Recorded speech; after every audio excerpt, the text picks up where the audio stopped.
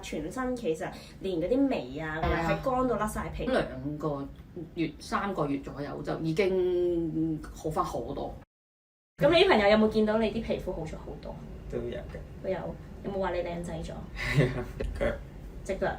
有冇話半夜要拗醒啊？都好耐冇試過。最大轉變咧就係初初冇咁痕啦，內長度咧對一個人係好緊要咯。做咗呢個報告之後，我真正了解到原來我少咗，我有好多嘅益生菌係缺少咗好多，成個人腫晒、紅晒咁樣咯。你而家嗰個手教嗰啲位置係比起以前咧，應該係冇咁乾、冇咁甩皮，亦都冇咁痕。會比較嚴重啦，由有嚴重到而家係去到冇晒啦，咁都係幾個月之間嘅事，咁所以我都好感謝幾位。明顯改善咗好多，我記得好似係腸排毒之後嘅咗好多啦。咁我而家都好多個月即係唔會再話需要食敏感藥啊，或者會再夜晚痕醒咧，咁好多個月都冇嘅。度咧都會有啲紅腫啊、痕癢啊，好似啲敏感啲濕疹嘅感覺。